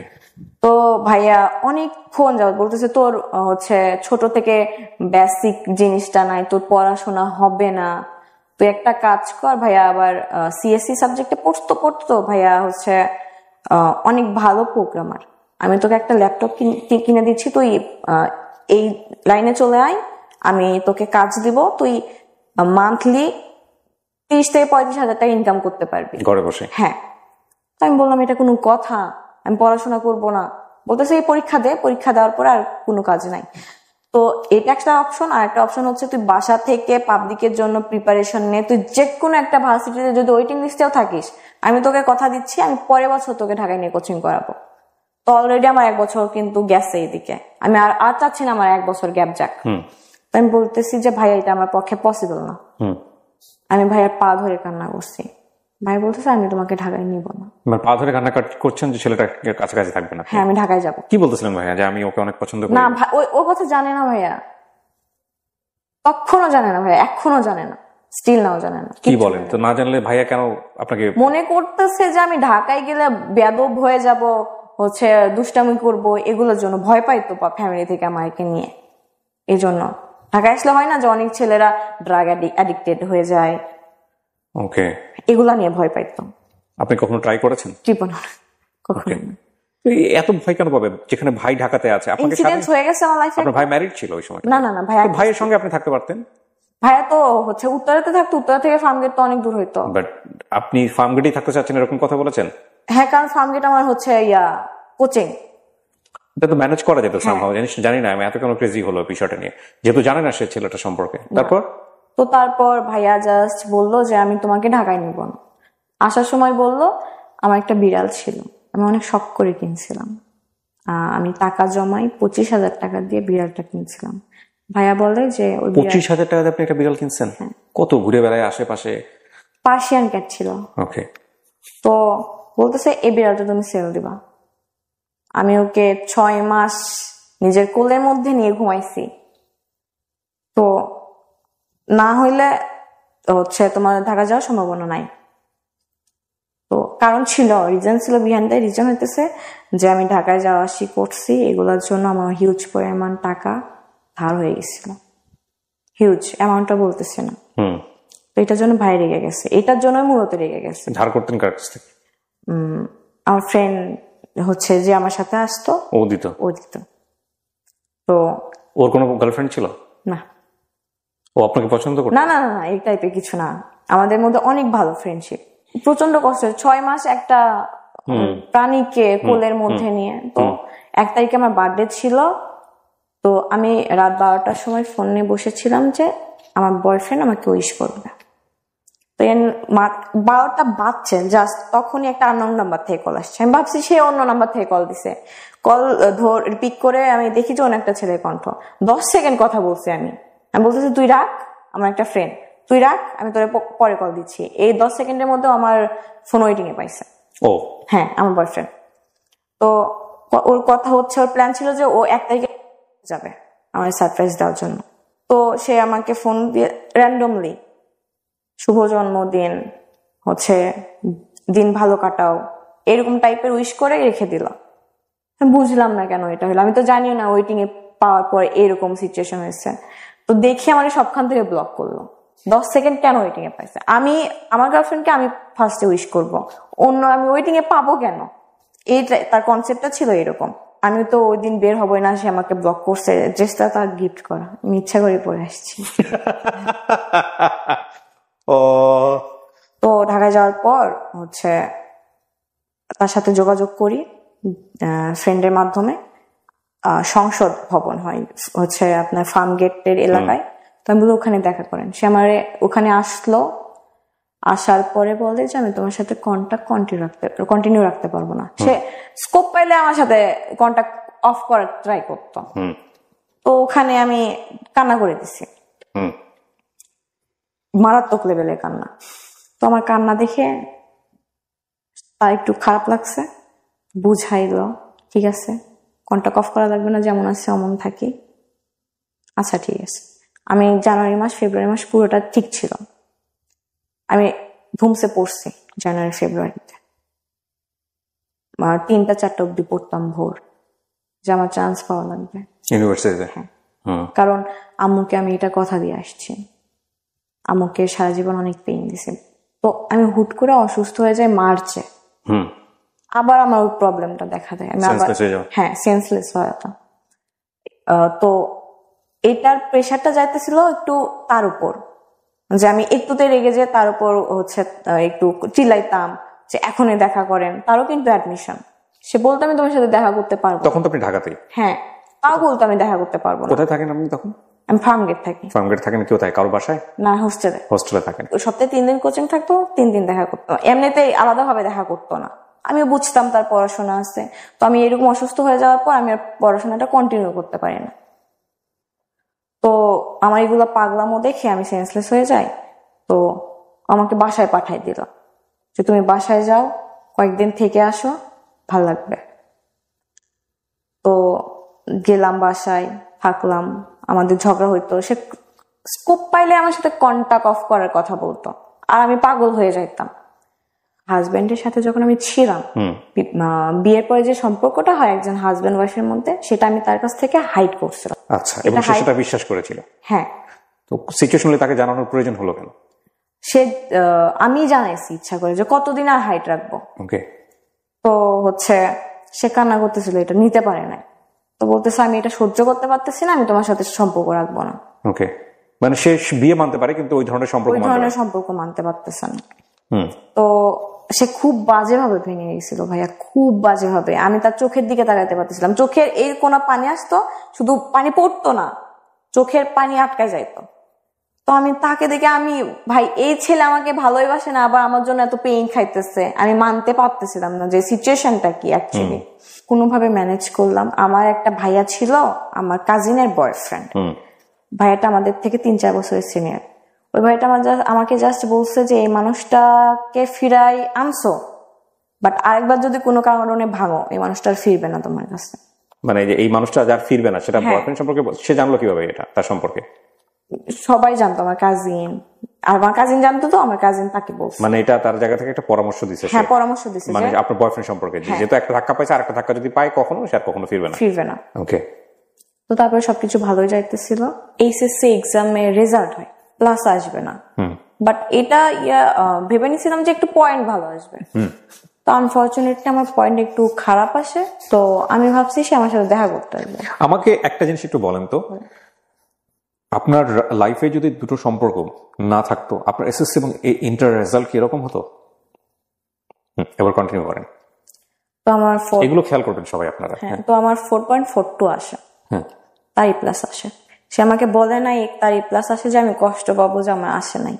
তো আমাকে বললো আমি একটু বের হচ্ছি, ফ্রেন্ডের সাথে দেখা করতে যাবো। আমি ভাবছি আমার সাথে দেখা করতে আসবে, আমি তো এক্সাইটমেন্ট যে আসবে দেখা করতে। পরে দেখি সে তার একটা মেয়ে ফ্রেন্ডের সাথে দেখা করতে গেছে। পরের দিকে সে প্রচন্ড লেভেলের ইগনোর করতো। আচ্ছা, মানে এক্সেস লেভেলের কথা বলতো, দিনে 2 মিনিট বা 3 মিনিট, 5-6 মিনিটও কমপ্লিট না। মানে দেখা করতেই চাইতো না। বিহারের মতো নিজেই ফোন দিতাম, ব্লক করতো, আনব্লক করতাম। লাস্ট রোজার ঈদে এটা বাসায় গেছি, সে আমার সাথে থাকবে না। তো সে আমার সাথে মজা করে বলতো যে আমি 4টা বিয়ে করবো। তো তাকে এরকম করে বলছি যে আপনি 4টা বিয়ে করবেন না, 4টা বিয়ে করলে তো একটা চাকর লাগবে, চাকর হিসেবে আমার রাইখা দিয়ান। তো এভাবে বলছে আমি গায়ে নাই। আমার কাজিন, আমার ফ্রেন্ডরা বলতো যে ও থাকতে চাইতেছে না তোর সাথে, তুই কেন জোর করতেছস? আমি বিশ্বাস করি যে মানুষ যেটা চেষ্টা করে ওইটাই পায়। এইটা কনসেপ্টটা ছিল যে আমি আমার এফোর্টটা যে এখান থেকে 200%, তার ওই পাশ থেকে তার এফোর্টটা 2%ও ছিল না। Because of I have a incidents, that's Y.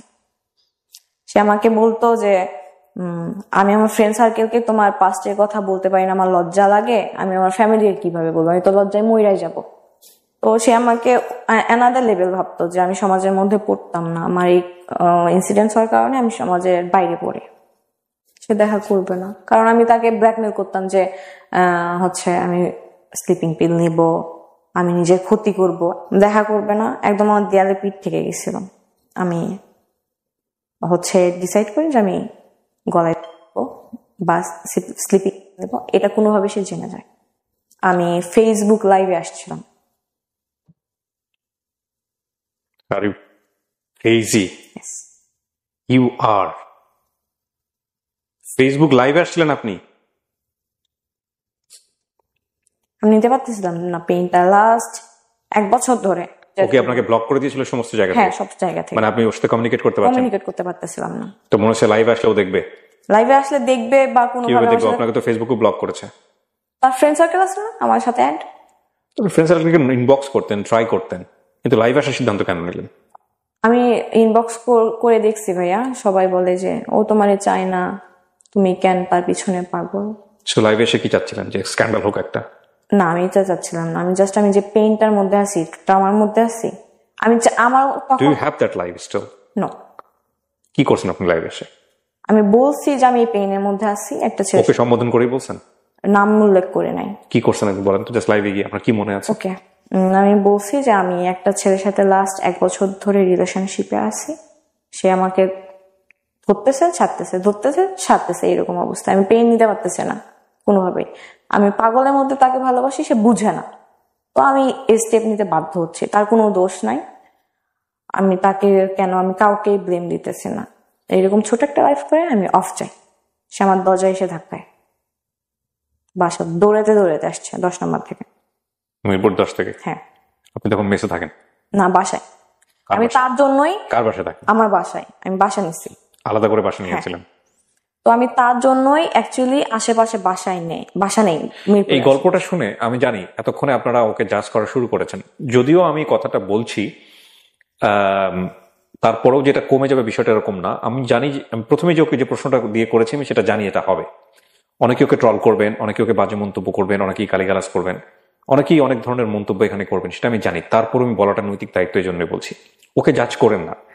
ও যেটা ফেস করেছে লাইফে, সেটা থেকে একটা মোরাল লেসন আজকে অনেক মানুষকে বলবে, যেটা হয়তো ওর মতো যারা আছে, ওর বয়স রাইট নাও 20, অনেক মেয়ে হয়তো ওর গল্পটা শুনে ওর মতো ভুল থেকে বেঁচে যাবে আজকে। সো ওকে জাজ করেন না। ওকে জাজ করার আগে সবাই নিজের দিকে একটু আঙ্গুলটা তুলেন। আপনারা আপনাদের, বা ইনক্লুডিং মি, আমরা আমাদের জীবনে কতটা ভুল করি। সো গল্পটা প্রচারের উদ্দেশ্য এটাই যে ও যে ইনসিডেন্টের কথা এখানে বলছে, সেই ইনসিডেন্টটা ইদানিং আমাদের সমাজে অনেক বেশি অহরহ হচ্ছে। কেউ হয়তো বলে, কেউ হয়তো বলে না, কিন্তু আমরা চাই না যে কারো জীবনেই এই ঘটনাগুলো ঘটুক। সে কারণেই মূলত আমরা এই গল্পটা প্রচার করছি বা শিখবো, কিন্তু কোনোভাবে ওকে আমরা জাজ করব না। তো আপনি আলাদা একটা বাসা নিয়েছেন, এই বাসায় আপনি একা থাকতেন, সাবলেটে থাকতেন, ও আসতো এই বাসায়?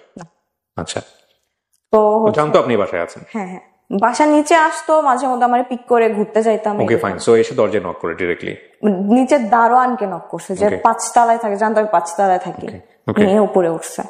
তো দরজা লক করার অনেক ধাক্কাধাক্কি করতেছিল। আমি স্টিল তখন ঠিক ছিলাম, আমি বাধ্য হয়ে দরজা খুলতে বাধ্য হয়েছি। সে আমাকে ধুইকে ঠাস করে, যত জোরে শক্তি ছিল আমার মারে। তারপর আমি সেদিন তার চোখে মুখে ভয় দেখতে পাইছি। খুব স্বাভাবিক এটা। এবং আপনি কি এর আগ পর্যন্ত জানতেন যে ভয় দিয়ে কখনো ভালোবাসা হয় না? না, আমি এটা অনেক কিছু শেখার আছে আজকের এই গল্পে। Please listen this story very carefully. হ্যাঁ, আমার এটা উদ্দেশ্য ছিল যেভাবে হোক তাকে আমি পাইতে হবে, এরকম একটা উদ্দেশ্য ছিল। তো সে হচ্ছে হাঁপাইতেছে লিটারালি, আসার পরে আপনি সাবলেটে থাকতেন না, লোকজনগুলো কোথায় ছিল যখন চাপাটাপি হচ্ছে আমি যে আপুর কাছে সাবলেটে থাকি, ওই আপু জব করে, তো বাসায় ছিল না। সকালে যাইতো, রাত 10টার পর আসতো, বা অনেক সময় আসতো, যায় বাসায় আসতো না। আমার মাথা ঘুরতেছিল, যত জোরে শক্তি ছিল দিছে, এটা বাড়ির মালিক অব্দি চলে গেল, ওইখানে চিল্লাচিল্লি হচ্ছিল। হ্যাঁ, তারা যখন দরজা ধাক্কা ছিল, উপরে ফ্ল্যাটে নিচে ফ্ল্যাটে লোকজন জমা হয়েছিল, মানে সামথিং ইজ হ্যাপেনিং দেয়ার। হ্যাঁ, তো ওখানে একটা হ্যাসেল হয়। হ্যাসেল হওয়ার কারণে পরে সিদ্ধান্ত নেয় যে আমাকে বাসায় রাখবে না, কারণ বাসা থেকে বের করে দিবে। হ্যাঁ, আমার যদি কিছু হয়ে যায় ব্লেমটা মালিকের কাছে, বা হ্যাঁ ডেফিনেটলি। তো আমি কোনোভাবে ম্যানেজ করি। এগুলো কি বুঝতেছিলেন আপনি লাইফটা করার আগে, নাকি বুঝতেছিলেন না, নাকি মাথায় আসতেছিল না? আউট অফ কন্ট্রোল ছিলাম। আমি বললাম না, ছোটবেলা থেকে একটা সমস্যা আছে, আমি রাগ উঠলে কখন কি করি না করি আমার এটা আমি সেন্সে থাকি না। তো তারপরে যাই হোক, তাকে আমি বাসায় পাঠাই দিলাম, যে সে এখানে থাকলে সে প্রবলেম ফেস করবে, তাকে যেমনি হোক রাত 8টার সময় বাসায় পাঠাই দিলাম। তো তারপর হচ্ছে আমি বাসায় ম্যানেজ করলাম, মালিকের সাথে বাড়িওয়ালা হলে তো ডেফিনেটলি তাকে পুলিশকে ইনফর্ম করার কথা, যদি সচেতন বাড়িওয়ালা হয়। করার কথা ছিল, মানে আমি যদি হতাম, আমি ডেফিনেটলি 999 কল দিয়ে বলতাম সামথিং ইজ হ্যাপেনিং হিয়ার, যেটা আমার বিয়ন্ড কন্ট্রোল। উনি কি করলেন? আর ডেফিনেটলি আপনাকে তখন বেরো করে দিতে পারবেন, কারণ আপনি তখন কার কাছে যাবেন? আইদার আপনার প্যারেন্টসকে কল করতে হবে অথবা পুলিশকে কল করতে হবে। বাসায় কল করছে যে আপনার মেয়েকে হচ্ছে নিয়ে যান। আচ্ছা, নিয়ে যাওয়ার দরকার নেই, আজকেও বাসায় যাক, ফার্নিচার গুলো এখানে থাক, পরে এসে আপনি ফার্নিচার গুলো নিয়ে যান। আমি বাড়িওয়ালার আন্টি ছিল, অনেক ভালো ছিল, লিটারালি আমাকে দিয়ে কান্না করে দিচ্ছে যে তুমি তো আমার মেয়ের বয়সে, তুমি এত বড় ভুল কেন করবা, স্টেপ কেন নেবা? তো আন্টিকে আমি বুঝাইলাম, সরি বললাম, ওইদিকে ম্যানেজ হয়ে গেল। তো আমি আমার যে সাবজেক্টে থাকে ওই আপু, তখন লাইফটার কি অবস্থা চলতেছে? না, ওটা সাথে সাথে সে এসে আমার ফোন নিয়ে ডিলিট করে দিচ্ছে। তার মাথায় এটা ছিল লাইভটা থাকা যাবে না ফোনে, তো ডিলিট করার পর ওটা ছিল না। 20 জন কি 25 জনের মতো দেখছে, বেশি দেখে নাই। এটা তো আসলে থাকলে ভাইরাল হয়ে যেত। হ্যাঁ, ভাইরাল হয়ে যেত, আই নো। তো তারপর হচ্ছে আমি 9:30টার সময় তার বাসার নিচে যে কল দিই, ফোন অফ করে রাখছে। তো নিচে থেকে আমি একটা খেলতেছিল বাচ্চা বলতে 6-7 পরে, আমি বললাম যে হচ্ছে 5th ফ্লোরে যে বাসা নাম্বারটা আমার জানা আছে, ওখানে যে কলিং বেল দিবা, বলবা যে নামে কে নিচে ডাকতেছে। 5 মিনিট পর আসলো, আমি পাঠাই দিচ্ছি। বলতেছি তুমি আমার বাসায় লোক পাঠাইছো কেন? আমি বলছি আপনি ফোন অফ রাখছেন কেন? আমি তো যাইতে পারতেছি না, কারণ আপনার বাসায় হচ্ছে ফ্যামিলি আছে, এই জন্য তো আমি যাইতে পারতেছি না। তো তখন আমাকে বলে আমার ভাইয়া বাইক অ্যাক্সিডেন্ট করছে, মিথ্যা কথা বলে। বাইক অ্যাক্সিডেন্ট করছে, আমার বাসায় থাকা লাগবে। ওর বাসায় কি জেনে গেছে 10 দিনে যে আপনার সঙ্গে সম্পর্ক আছে? না, কালকে নিয়ে তোমাকে পুরো ঢাকা শহর ঘুরবো, সিম্প্যাথি দিয়ে সুন্দর করে বুঝাই, আমি বাসায় চলে যাই, সে বাসায় চলে যায়। রাতে আর কল দেয় না, বলে ভাই অ্যাক্সিডেন্ট করছে, আমার ভাইয়ের কাছে থাকা লাগতেছে, আমি আজকে তোমার কল দিব না, কালকে সকালে কল দিব।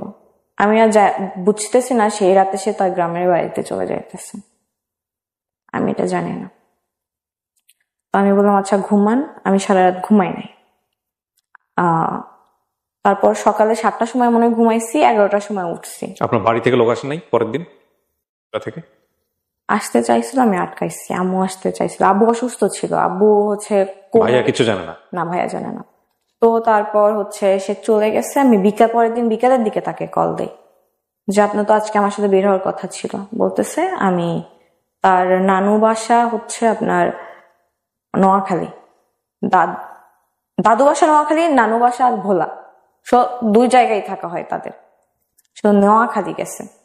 আমি বললাম নোয়াখালী গেছেন মানে? আজকে আপনার হচ্ছে আমাকে নিয়ে বের হওয়ার কথা ছিল। বলতেছে বেশি কথা বলবো না, ব্লক খাবা। আবার হ্যাঁ, বিষয়টা আপনারা হয়তো অনেকেই রিলেট করতেছেন, তারপরেও বলি আপনারা, কারণ গল্পটা এই পার্টটা অনেক বড়। ওর লাইফের আরেকটা পার্টে যেটা, একটা ছেলেও কিন্তু ওর জন্য ওরকম ক্রেজি ছিল, যে ওর ফার্স্ট হাজবেন্ড ছিল। হ্যাঁ, ফার্স্ট হাজবেন্ড মানে কি, হাজবেন্ডই ছিল আলটিমেটলি। পরে তার হাজবেন্ড কেউ হয়েছে কিনা আমি জানি না এখন পর্যন্ত। তো এরপরে যে রিভার্সটা করছে, ও ক্রেজি হয়েছে কারোর জন্য, এটা একটু খেয়াল করেন। মানে ওর লাইফে ওর জন্য কেউ ক্রেজি ছিল এই লেভেলের একটা সময়, এবং সেটা সে বুঝে ওর দিকে যে কোনো ভাবেই হোক ডিভিশন দিয়ে ওকে অ্যাচিভ করার চেষ্টা করতেছে। তো তারপর হচ্ছে ব্লক খাওয়া। তো বলতেছে আমি এখন সামনে আমার গুচ্ছর এক্সাম, আমি একটু ঘুমাইতে আসছি এখানে, তুমি আমাকে ঘুমাইতে দাও নাই। এদিকে আমি কতদিন কত রাত ঘুমাই নাই, তার তো কোনো আইডিয়া নাই। তো আমি একটু শান্তি মতো ঘুমাইতে আসছি, আমার সামনে গুচ্ছ এক্সাম, তুমি আমাকে ডিস্টার্ব করবো না। গুচ্ছ কি জিনিস এটা? Varsity exam. গুচ্ছ বলতে এখানে 24টা ভার্সিটি আছে। ওকে, এটা আমার সাথে আমি পরিচিত না, রিসেন্টলি বোধহয় হয়েছে। হ্যাঁ, এটা বলে সে আমার ব্লক করে দিল সব জায়গা থেকে। আমি 8 ঘন্টার মধ্যে। এত ব্লক করতে কেন? কারণ আপনি খুব পোক করতে থাকে। জান কি করতেছো, জান কোন জায়গায়, জান এইটা, জান ওটা, বাথরুমে কিনা। কখনোই না, আমি ব্লক কেন করতে পারবো? কখনো তার থেকে কৈফিয়ত চাই নাই। কই বাইরে, আচ্ছা ঠিক আছে বাসায় যাবো, একটু কল দিয়ে। কখনো জানতে চাই না যে বাইরে কি করো তুমি। বাট সময় চাইতে। হ্যাঁ, সময় চাইতাম। তো ব্লক করলো। আমি 8 ঘন্টার মধ্যে ডিসিশন নিলাম আমি নোয়াখালী যাব। আমি অসুস্থ, 2 দিন হচ্ছে আমি খাই নাই। 2 দিন হচ্ছে ঝামেলা চলতেছে তার সাথে, আমি 2 দিন খাই নাই। আমি খাইছি আপনার কোক আছে না, কোকের উপর আছে, আমি শুধু কোক খাইতেছি। তো আমি একটা সিএনজি রিজার্ভ করলাম, আপনার ইয়াতে চলে গেলাম সায়দাবাদ। এত পরিমাণ তাকে ভালোবাসি যে আমি নিজের পাশে কখনো কাউরে কল্পনা করতাম যে না, বাসে তো সিট 2টা না, আমার পাশে কেউ বসবে এটা আমি মানতে পারতাম না। আমি 2টা সিটই বুক করে নিতাম। তো আমার কাছে টাকা ছিল না, তো আমি আম্মুকে ফোন করে বললাম যে আম্মু আমার সাইকিয়াট্রিস্ট দেখানোর কথা ছিল। ফ্যামিলি থেকে সাইকিয়াট্রিস্ট দেখানোর কথা হচ্ছে। হ্যাঁ, আমার এগুলো ক্রেজিনেস দেখে আমাকে বললাম আমি ডক্টর দেখাবো, আমাকে টাকা পাঠান। আপনি রাজিও ছিলেন? হ্যাঁ, কারণ এটা আমার দরকার। আপনি বুঝতেছিলেন যে এগুলো আপনার প্রবলেম হচ্ছে এবং আপনি 8-10 জনের মতো না। না, আমি ডিফারেন্ট, এটা আমি বুঝতেছিলাম যে আমাকে প্রবলেম করতেছে, এখান থেকে আমাকে হচ্ছে মুভ অন করা লাগবে। এটার জন্য ডক্টরকেও যদি দেখানো হয় আমি দেখাবো।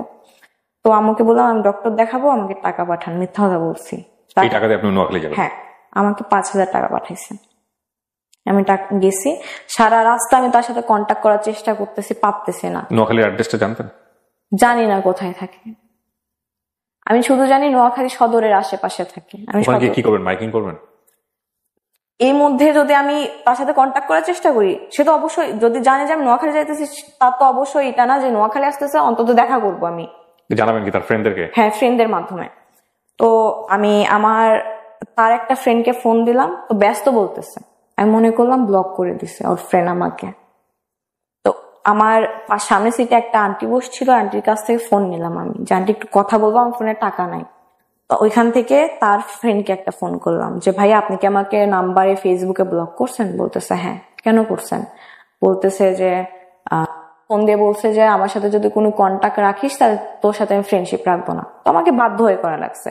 বলতেছে যে আপু কিছু মনে করেন না। তারপর আমাকে অনেকগুলো কথা শোনালো যে হ্যাঁ তুমি ওর জন্য পাগল, ও তো থাকতে চাইতেছে না, ওকে ছাড়ো। তারপরে আমি হচ্ছে আমার একটা ফ্রেন্ডকে কল দিলাম যে আমি তোর নাম্বার দিতেছি, কন্ট্যাক্ট কর। তো সে সাথে কন্ট্যাক্ট করতে পারছে। তো বলতেছে ভাইয়া হচ্ছে রাফিয়া তো অন দা ওয়ে, হচ্ছে নোয়াখালী যাইতেছে, কুমিল্লায় আছি আমি তখন। তো বলতেছে ও মরে গেল, আমি রাস্তায় পড়ে থাকলে আমি ওর সাথে দেখা করবো না, ওর লাশের দিকে আমি ফিরেও তাকাবো না, এইভাবে বলছে। তো বলতেছে যেখানে আছে সেখান থেকে ঢাকা ব্যাক করতে বলো। তো আমার সেন্সে ছিল যে আমার লাভ নাই। বাট রাত 9:30 কি 10টা বেজে গেছিল। ওই হাইওয়েতে নামলে আশপাশ কোনো বাড়ি ঘর নাই, আমি ওইখানে যদি নামি আমি বিপদে পড়ে যাব। আমি চেষ্টা করতেছিলাম যে আমি ঢাকার দিকে ব্যাক করার, তো পারতেছিলাম না। তো তারপরে হেল্পার কন্ট্রাক্টর ছিল বাসে, বললাম যে আমাকে একটু হচ্ছে কোনো বাস স্ট্যান্ডে নামাই দিয়েন, বা যেখান থেকে আমি ঢাকাতে ব্যাক করতে পারবো। রাত বাজে তখন 11:30। আমাকে একটা বাস স্ট্যান্ডে নামাই দিছিল নোয়াখালীতে ঢুকতেই, চাটখিল জায়গাটার নাম। আমি সাথে অন্য একটা ফ্লেক্সি লোডের দোকান থেকে ফোন নিয়ে কল দিই, এর নাম্বার ঢোকে না, আম্মুর নাম্বার ছিল আমার কাছে, ওর আম্মুর নাম্বারে কল দিছি, ওর আব্বু ধরছে। আমি পরিচয় দিছি আমি তার ফ্রেন্ড, আমি নোয়াখালী আসছি একটা কাজে, ফোন পাচ্ছি না, ওকে দিছে।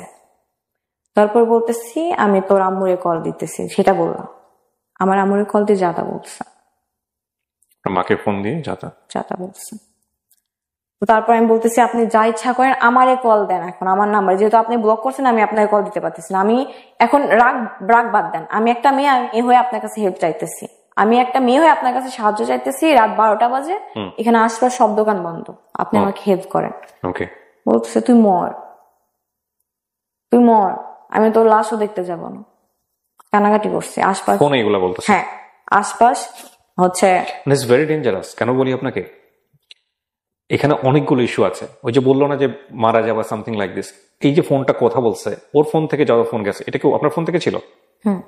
আপনার ফোন থেকে ওর সাথে কথা বলতেছিলেন তখন নাকি অন্য কারো ফোন থেকে? মানে এটা যদি কখনো নিজের ফোন থেকে বলে বা ওর ফোনে যার আছে সেটা যদি ট্র্যাক আউট করা যায়, তাহলে এটা মানে কি সম্পর্ক, কেন মেয়েটা মারা গেছে বা কি হয়েছে যদি যায়, এটা বের করা কোনো ব্যাপারই না বাংলাদেশ পুলিশের জন্য। তো এই যে ফোনে আমরা এই জাতীয় কথাবার্তা গুলো বলি, 100 বার চিন্তা করা উচিত। তারপর সে তখন ফোন কাটলো, একটা সিনজেলা সে বলতেছে আপু কোথায় যাবেন? আমি বলতেছি ভাইয়া আশেপাশে কি কোনো আবাসিক হোটেল আছে বা হচ্ছে 5 স্টার বা 4 স্টার হোটেল আছে, আমি একটু থাকবো, আমি কাজে আসছিলাম, আমি ফেসে গেছি এখানে। তো সিনজেলাটা বয়স্ক ছিল, আঙ্কেল টাইপের, প্রায় 10 কিলো আমাকে নিয়ে গেছে, কোনো আলো নাই, অন্ধকার, ইচ্ছা করলে কিন্তু আমার ক্ষতি করতে পারতো। আমি দিকে দোয়া পড়তেছি যেন মানে কোনো বিপদে না পড়ি। সে আমাকে একটা হোটেলের নিচে নামাই দিল, চাইনিজ হোটেল ছিল মনে হয়। তো তখন কল দেয় আমার নম্বরে, কল দিয়ে বলে আমি তোর নামে জিডি করবো থানায় কালকে, তুই যে আমাকে থ্রেট দিতেছস জিডি করবো। ঠিক আছে, যা ইচ্ছা করেন। তো তারপরে আবার কল দিয়ে বলতেছে যে আমি হচ্ছে, তখন আমি হোটেলে ঢুকবো মাত্র তখন কল দিছে। তো বলতেছে আমি একটা হচ্ছে পুলিশ আঙ্কেলকে পাঠাইতেছি, কোথায় আসো অ্যাড্রেস দাও, তুমি বাইরে আসো, কেউ যদি তোমাকে আমি কিছু করতে পারবো না এখানে। আমি বলছি এটা মাথায় আছে আপনার? 12:30 পৌনে 1টা বাজে এখন। কিন্তু ওর তো মাথায় ছিল, আপনার কেন মাথায় থাকে নাই? আমার মাথায় আছে, এই জন্যই তো আমি চেষ্টা করতেছি নিজের প্রোটেক্ট করা। হয়ে গেছে, আমি তো চলেই গেছি ওখান থেকে, তো আর ব্যাক করতে পারতেছি না। আমার প্রশ্নটা হচ্ছে যে এরকম একটা ঘটনা তো আপনার নোয়াখালীতে যাওয়ার আগে চিন্তা করার কথা। হ্যাঁ, তখন সেটা মাথায় ছিল। তারপর 999 কল দিছে সম্ভবত, আমি অ্যাড্রেস দিছি, পুলিশ আসছে আমার থানায় নিয়ে গেছে। থানায় ঢুকছি 1:30টার সময়, তার মধ্যে আমার তার বড় ভাইয়ের সাথে কন্টাক্ট হয়েছে। থানায় নিয়ে আপনাকে কি প্রশ্ন করলো? থানায় নিয়ে অনেক প্রশ্ন করছে, ডেফিনেটলি করা উচিত। এবং আপনাকে যখন থানায় নিল, তার আগে কি আপনার বাবা মার সঙ্গে আপনার কথা হয়েছে যে আপনি থানায় যাচ্ছেন, বা থানায় নেওয়ার পরে পুলিশ কি জানিয়েছে?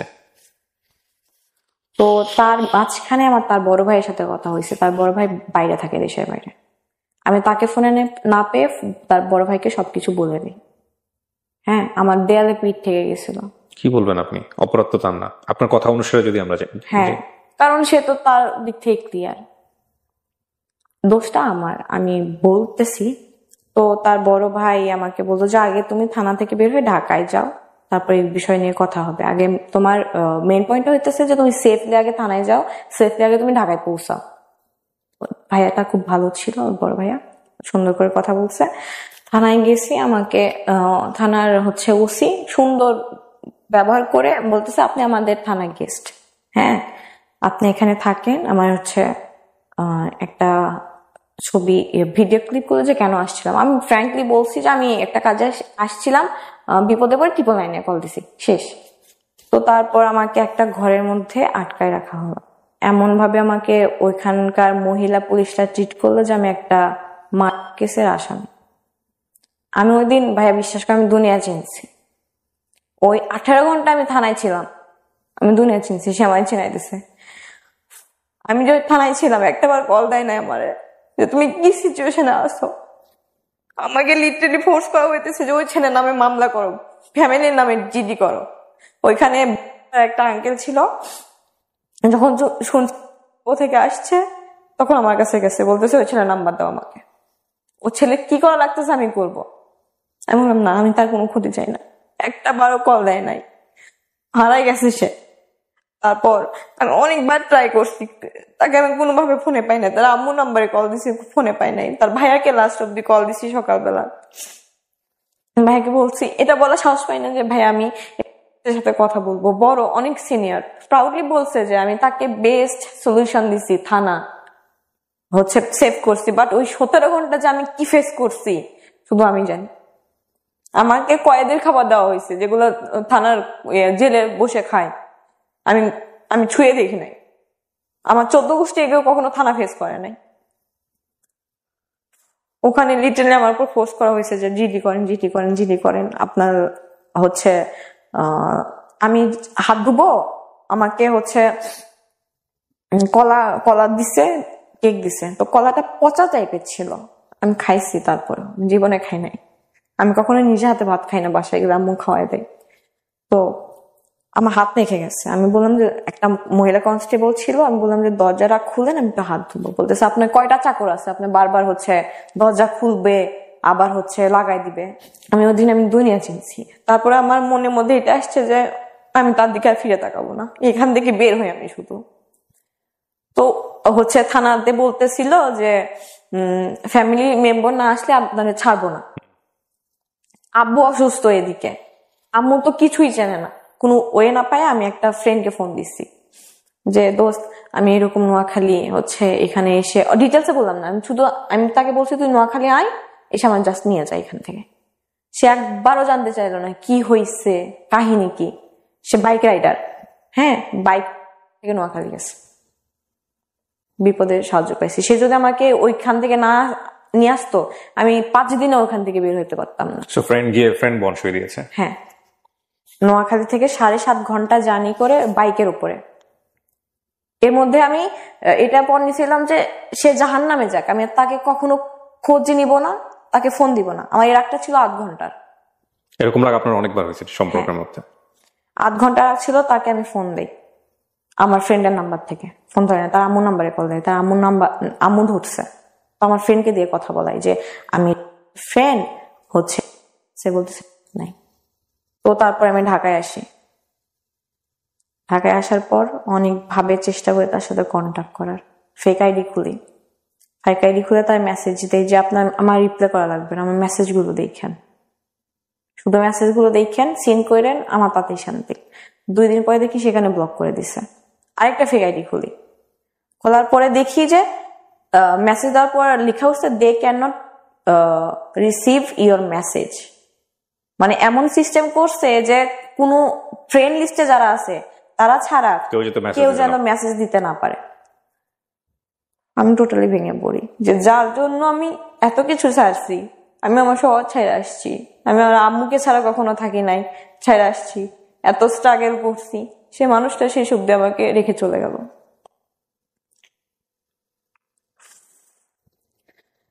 ফ্রেন্ডদের নাম্বার থেকে ট্রাই করি, আমার যে রুমমেট এখন, তার ফোন থেকে ফোন করি। বেশ কয়েকদিন আগে আমার কণ্ঠ পেয়ে ফোনটা কেটে দেয়।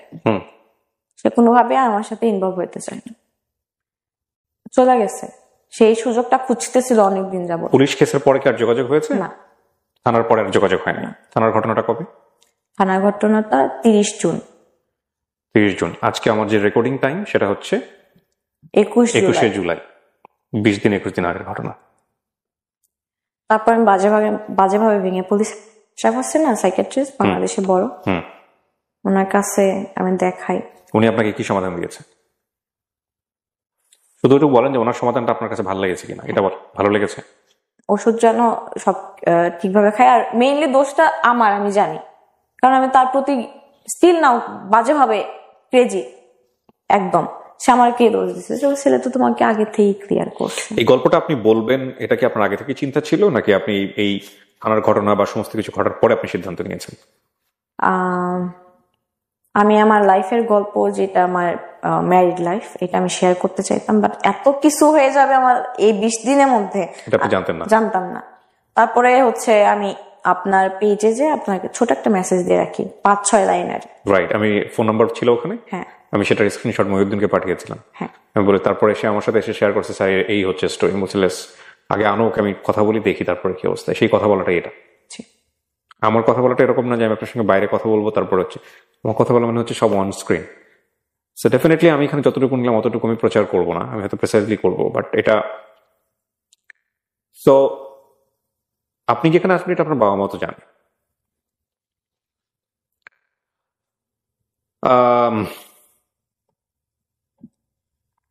খুব কমন প্রশ্ন, কেন বললেন গল্পটা?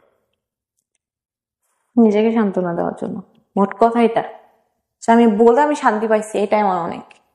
ঠিক আছে, বাট শেখার মতো কি আছে? আপনি কি শিখেছেন? আমি শিখছি যে কাউকে লাইফে অন্ধবিশ্বাস করতে নাই, প্লাস লাইফ কারোর জন্য কখনো থেমে থাকে না। আপনি শিখেন নাই? আমি শিখছি ভাইয়া, এই 20 দিন আমি অনেক কিছু ফেস করছি। আপনি শিখে যদি থাকেন তো আলহামদুলিল্লাহ, বাট টাইমটা মাত্র 20 দিন, এই জন্য আমি এই কথাটা বললাম যে আপনি শিখেন নাই। তবে এটা ঠিক যে শিখলে সবচেয়ে বেস্ট লেসনটাই আপনি শিখছেন। দেখেন, আমি মোটেও আপনাকে সাজেশন দেওয়ার মতো কেউ না, কিন্তু পুরো গল্পটা শুনে মানে এমন না যে সাজেশন দেন এটা একটা বিশেষ ক্ষমতা সম্পন্ন ব্যাপার, সো ওইটা আমার মধ্যে নাই।